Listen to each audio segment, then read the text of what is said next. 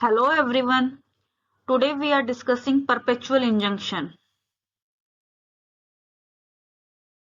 Perpetual injunction is governed by the provisions in Chapter 8 of the Specific Relief Act.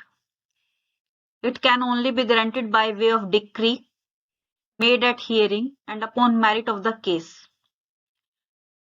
In perpetual injunction, defendant is perpetually restrained from the assertion of a right or from the commission of an act which would be contrary to the rights of the plaintiff. Once granted, temporary injunction ceases to exist.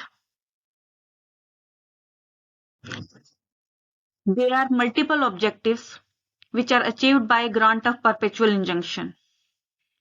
Perpetual injunction may be granted for preventing continuous injury and violation of legal right of the plaintiff.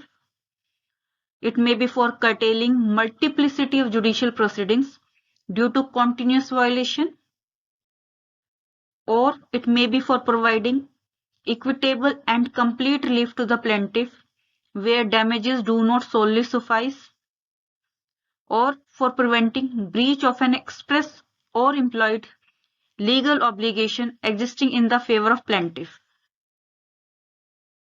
Now coming to the circumstances which warrants grant of perpetual injunction. Section 38 of the Specific Relief Acts provides for the grant of perpetual injunction in a case where it is required to prevent the breach of an obligation existing in the favor of the plaintiff. However, when such obligation is arising from the contract, then it need to be enforced under Chapter 2 of the Specific Relief Act. Further, perpetual injunction can also be granted when defendant invades or threatens to invade the plaintiff's right to or enjoyment of the property. There are certain conditions that must be met before grant of perpetual injunction. First one is that there should be an existence of plaintiff right. Second, possession of the property by the plaintiff must be lawful. Further, plaintiff should be in the possession of property on the date of filing suit.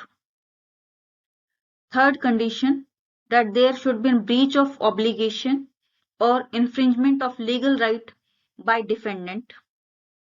Fourth condition is that damage should be irreparable.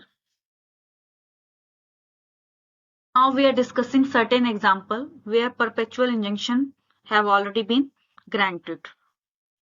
For example, injunction can also be filed by a person who is in possession of a property but without title.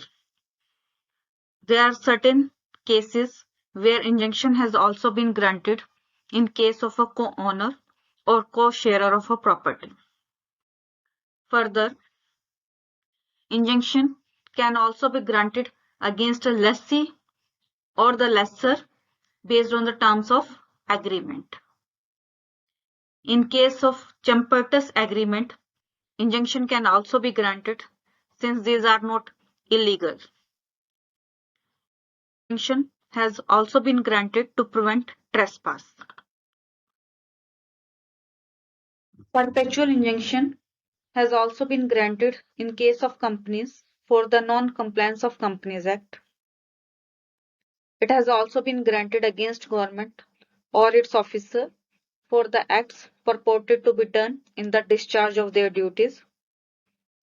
Insolvency courts are also using injunction in insolvency proceedings. Nuisance and violation of easementary rights have also entailed injunctions. Injunction can also be passed against a trustee for the breach of trust.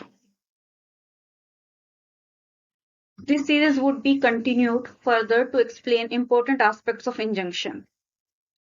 This would be helpful to all the individuals, including professional in legal fields. Do continue to watch our series and share your feedback by way of comment. If found helpful, please like and share as much as possible and subscribe.